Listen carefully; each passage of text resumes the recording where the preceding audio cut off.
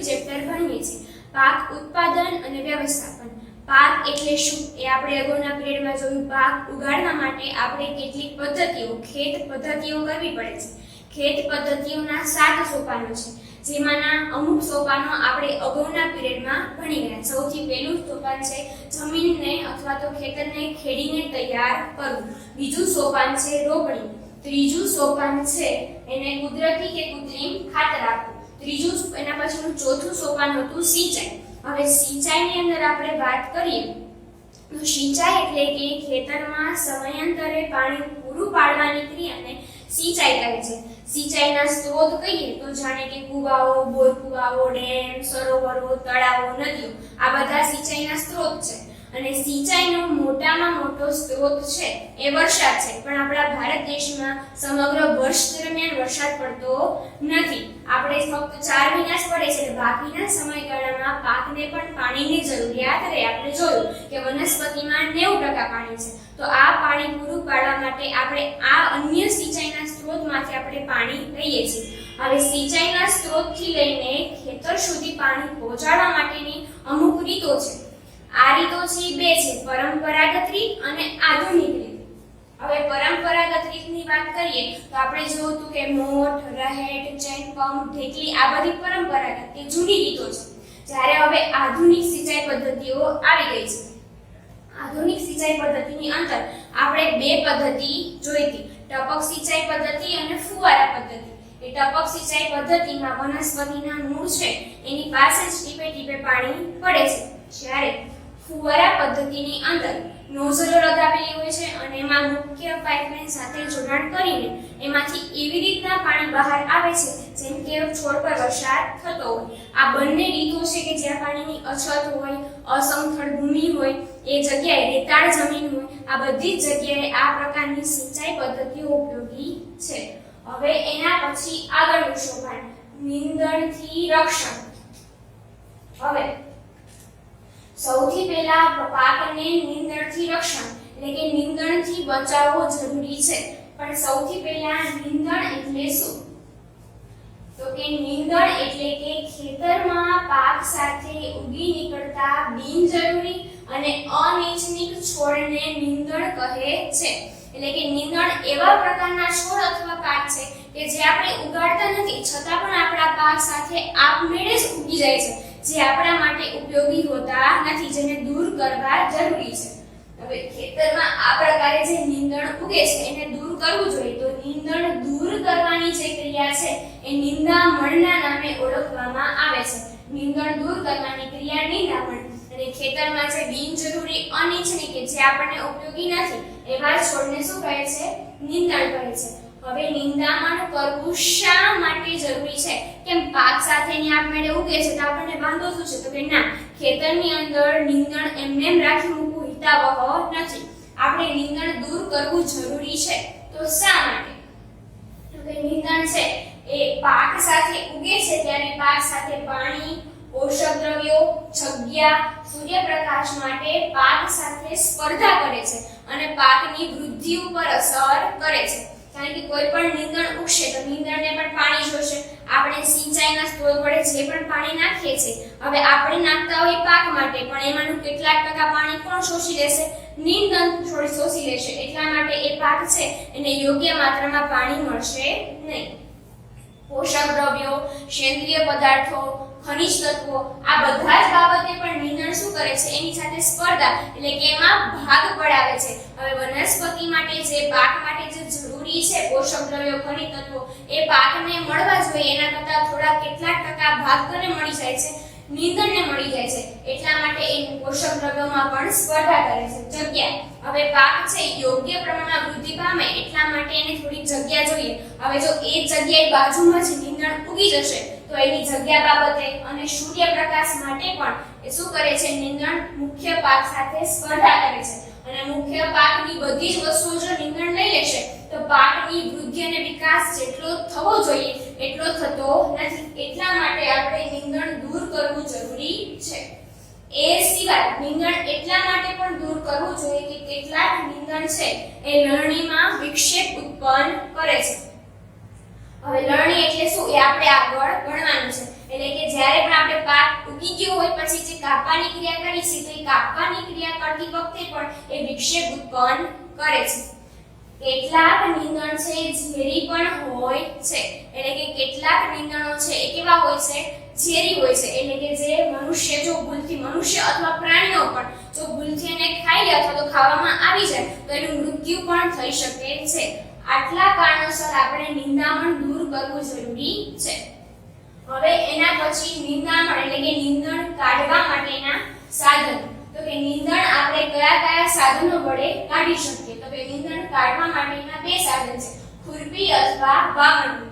એમાંથી ખુરપી અને વાવણી વિશે આપણે આગળ ભણી ગયા કે જે બીજ વાવવા માટે જે સાધનો ઉપયોગી છે એ સાધનો નિંદામણ દૂર કરવા માટે પણ ઉપયોગી છે. આ વાવણી વિશે પણ આપણે અગાઉ ભણી ગયા. કેટલાક રસાયણોની મદદથી પણ આપણે નીંદણને દૂર કરી શકીએ છીએ, જેને શું કહે છે? નીંદણનાશક કહે છે.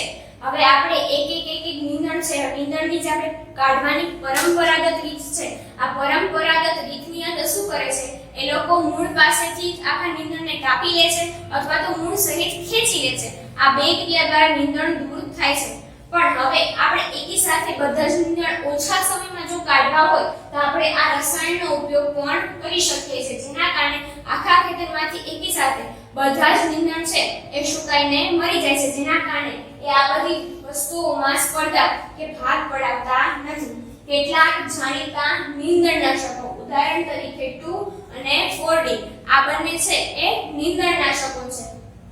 હવે નીંદણનાશક છે એને ઉપયોગ કઈ રીતે કરી શકાય છે? તો કે આ નીંદણનાશક છે એને પાણીમાં ભેળવી અને પછી સ્પ્રે જેવો માણી છે છોડને પાણી છાંટવા માટે જેવા પંપનો ઉપયોગ કરે છે એવા જ પ્રકારના પંપની અંદર આપણે એને ભરી દઈએ અને જો આપણે એને નીંદણ ઉપર છાંટીએ તો શું થાય છે? એ બધા જ નીંદણની વૃદ્ધિ અટકી જાય છે. નીંદણમાં પુષ્પ અને બીજ બનતા પહેલા નીંદણનાશકનો છંટકાવ કરવામાં આવે છે. એટલે કે નીંદણ વધુ માત્રામાં ઉગી નીકળે તે પહેલા જ એ નીંદણની અંદર આ નીંદણનાશકનો જો તમે છંટકાવ કરી દો તો આપણે એ નીંદણ છે એમાં બીજ અને પુષ્પ બને એટલે કે વધારે માત્રામાં આ બધી વસ્તુઓ પર એ ભાગ પડાવે એ પહેલા જ આપણે એનો નાશ કરી દેવો જરૂરી છે.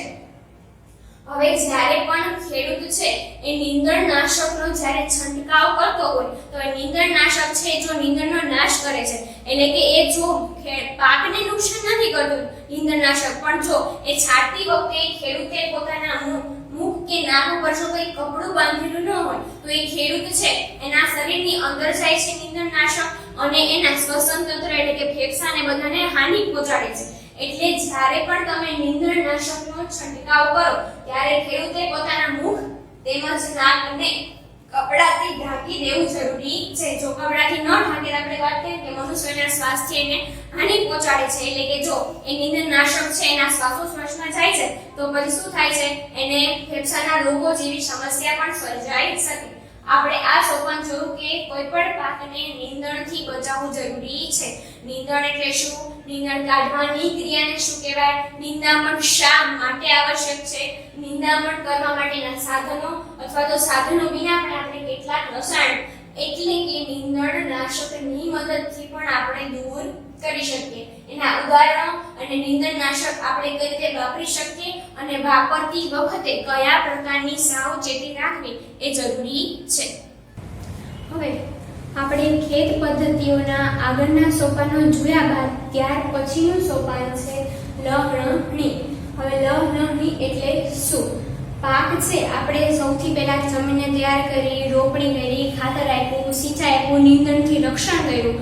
હવે ત્યારબાદ ધીરે ધીરે થોડાક મહિનાઓ પછી એટલે કે લગભગ 3 થી 4 મહિનાઓ સુધી આ બધી જ ક્રિયા કરીએ તેના પછી પાક છે એ ધીમે ધીમે યોગ્ય સૂર્યપ્રકાશ મેળવીને વૃદ્ધિ પામે છે, વિકાસ પામે છે. હવે આ સંપૂર્ણ રીતે વિકાસ પામી જાય એટલે પાક એકદમ પરિપક્વ થઈને તૈયાર થઈ જાય છે ત્યારે આપણે એને જમીનમાંથી ઉખેડી લઈએ છીએ. એટલે કે પાક જ્યારે પૂર્ણ રીતે પરિપક્વ થઈ જાય ત્યારે તેને કાપવાની ક્રિયાને લણણી કહે છે.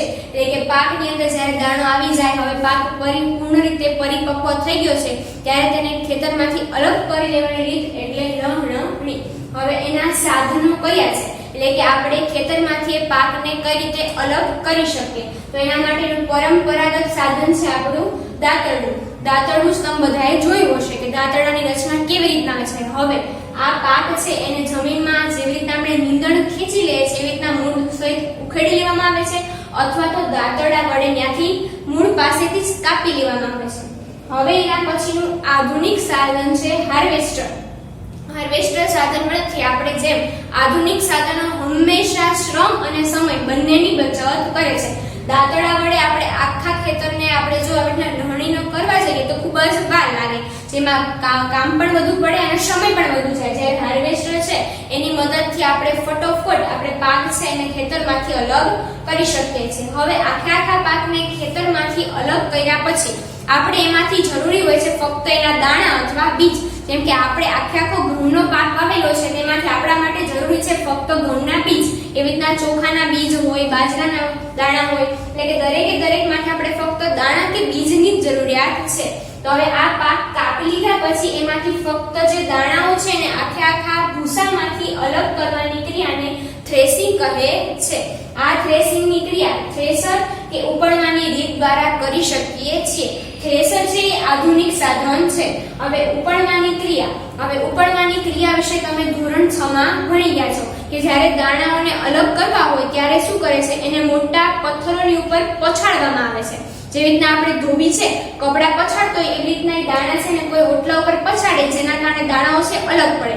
અને ઉપડવાની ક્રિયા, હવે એ જે ભૂસાઓ છે ભૂસા વજનમાં હલકા હોય છે અને દાણા છે એના કરતા વજનમાં સેજ ભારે હોય છે. હવે આવી રીતના દાણા અને ભૂસાને અલગ કરવા માટે કોઈ ઊંચા ઓટલા ઉપર ખેડૂત છે ચડીને ત્યાંથી આવી રીતના અનાજ છે એ નીચે આવવા દે તો શું થાય છે, ભૂસાઓ પવનના કારણે દૂર પડે છે અને અનાજના દાણાઓ નજીક પડે છે. આવી રીતના પણ આપણે ભૂસામાંથી દાણાને અલગ કરી શકીએ છીએ.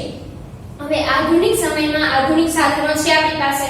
હવે આપણી પાસે હાર્વેસ્ટર અને થ્રેસર આધુનિક સાધનો છે, પણ હવે લણણીની ક્રિયા અને થ્રેસિંગની ક્રિયા બંને એકી સાથે થઈ શકે એવું સાધન છે કમ્બાઈન. આના દ્વારા લણણીની ક્રિયા એટલે કે પાક છે જમીનથી અલગ કરવાની ક્રિયા અને દાણાઓને ભૂસામાંથી અલગ કરવાની ક્રિયા, આ બંને ક્રિયા એકી સાથે થઈ શકે એ સાધનનું નામ છે કમ્બાઈન. હવે આના પછી આપણું ખેત પદ્ધતિનું છેલ્લું સોપાન એ છે સંગ્રહ. હવે આપણે પાક છે આપણા ખોરાકના ઉપયોગ તરીકે જ ઉગાડેલો છે. હવે જ્યાં સુધી એ બધા સુધી નહીં પહોંચે ત્યાં સુધી એનો યોગ્ય જગ્યાએ સંગ્રહ કરવો જરૂરી છે. આપણે જમીન તૈયાર કરી નાખી, રોપણી કરી નાખી, ખાતર આપ્યું, પાણી આપ્યું, નીંદણથી રક્ષણ કર્યું, પછી એ પાક લઈ લીધો, એના દાણાઓ અલગ કરી નાખ્યા. હવે એ દાણાઓ છે એ અન્ય બીજા લોકો સુધી પહોંચે એ પહેલા એનો ખેતરમાં કે પછી કોઈ અન્ય જગ્યાએ મોટા પાયે સંગ્રહ કરવો જરૂરી છે. હવે આ સંગ્રહ કરવા માટે આપણે ઘણી બધી રીતો ઉપયોગમાં લઈ શકીએ છીએ. હવે સંગ્રહ કરવા માટે આપણે કેટલીક બાબતોનું ધ્યાન રાખવું પડે કે લણણી કર્યા પછી એનો સંગ્રહ કરતી વખતે એને હંમેશા ભેજ એટલે કે પાણી જેવું વાતાવરણ, કીટકો, ઉંદર તથા અન્ય સૂક્ષ્મ જીવોથી સુરક્ષિત રાખવા પડે. કારણ કે જો બીજની અંદર કે આજુબાજુના વાતાવરણની અંદર ભેજની માત્રા હશે તો બીજ છે એ સડી જવાનો ભય રહેશે. કીટકો, ઉંદર અને સૂક્ષ્મ જીવો છે એ બધા દાણાઓને ખાઈ અને તેનો બગાડ કે નાશ પણ કરી શકે છે. તે સિવાય હવે જ્યારે પણ આપણે ખેતરમાં પાક ઉગાડતા હોય ત્યારે સમયાંતરે પાણી આપીએ છીએ છોડને, એટલે કે છોડને પાણી આપીએ તેના બીજ ઉપર પણ શું આવતું હોય છે, પાણી આવતું હોય છે. હવે સંગ્રહ પહેલા એ બીજ છે એની અંદરથી સંપૂર્ણપણે જે પાણી છે એની સૂકવણી કરવી જરૂરી છે. જો બીજની અંદર થોડા ઘણા અંશે પણ જો પાણીની માત્રા હશે તો એ બીજ છે ધીરે ધીરે કોહવાઈ જશે અને સડી જશે. એટલે કે સંગ્રહ પહેલા એને સૂર્યના તડકામાં ખૂબ જ તપાવવો જરૂરી છે. એકદમ બીજ સુકાઈ જાય પછી જ એનો સંગ્રહ કરવો જોઈએ. હવે આ બીજનો સંગ્રહ કરવામાં આવે છે ક્યાં, તો કે બીજનો સંગ્રહ છે મોટા એકદમ કોથળાઓ છે, મોટા પીપળાઓ છે, સાયલો, ધાતુના એકદમ રૂમ જેવા ઊંચા મોટા પીપળા છે જેને આપણે સાયલો કહીએ છીએ. એમાં જ કોઠા રૂમો કે જેની અંદર એકી સાથે આપણે ઘણા બધા અનાજનો સંગ્રહ કરી શકીએ. આ રીતે આપણે જે પણ પાક કરેલા છે એના દાણાઓનો સંગ્રહ આ બધી જગ્યાએ કરી શકીએ છીએ. હવે આપણે ઘરે લાયા પછી ઘરગથ્થુ રીતે અમુક ક્યારેક છે આપણે અનાજનો સંગ્રહ કરવો પડે છે. તો આપણા ઘરે આ અનાજ બગડી ન જાય એટલા માટે આપણે ઘરગથ્થુ પણ ઉપચાર કરવો જરૂરી છે. ઘરગથ્થુ ઉપચારની અંદર આપણે લીમડાના સૂકા પાનનો ઉપયોગ કરી શકીએ છીએ, કારણ કે તમને ખબર છે કે લીમડાનું પાન છે એ ગુણધર્મ કેવો છે? કડવો છે. આ કડવાશ છે હંમેશા જીવજંતુઓને પોતાનાથી દૂર રાખે છે. એટલા માટે ઘરગથ્થુ તરીકે આપણે લીમડાના સૂકા પાનનો ઉપયોગ કરીએ તો એ આપણે સંગ્રહ કરેલા અનાજમાં જીવજંતુઓ કે સૂક્ષ્મજીવો પડતા નથી. એના પછી આપણા ચેપ્ટરનો છેલ્લો ટોપિક છે પ્રાણીઓ દ્વારા ખોરાક. આખા ચેપ્ટરમાં આપણે જોયું એ મુજબ કે આપણે આપણા ખોરાકનો મુખ્ય સ્ત્રોત વનસ્પતિ છે. આપણે આપણા ખોરાક માટે વનસ્પતિ અને એની પેદાશો ઉપર આધાર રાખીએ છીએ. હવે એના અન્ય સ્ત્રોત પણ છે કે જે આપણે ખોરાકમાં ઉપયોગમાં લઈએ છીએ, એ છે પ્રાણીઓ દ્વારા ખોરાક. હવે પ્રાણીઓ દ્વારા ખોરાક આપણે કયો કયો મેળવીએ છીએ? તો કે દૂધ છે, માંસ છે, ઈંડા છે, મધ છે. આવા જે બધા ખોરાક છે આપણે કોના દ્વારા મેળવીએ છીએ? પ્રાણીઓ દ્વારા. દૂધ આપણને ગાય, ભેંસ, બકરી જેવા પ્રાણીઓ આપે છે. માંસ અને ઈંડા છે મરઘી જેવા પ્રાણીઓ દ્વારા પ્રાપ્ત થાય છે. મધ છે એ મધમાખી દ્વારા પ્રાપ્ત થાય છે. આ પ્રકારે આપણે વનસ્પતિ સિવાય અન્ય પ્રકારના પ્રાણી કે જીવો ઉપર આધાર રાખીએ છીએ, જેના ઉપર આપણે એનો આપણા ખોરાકનો સ્ત્રોત છે.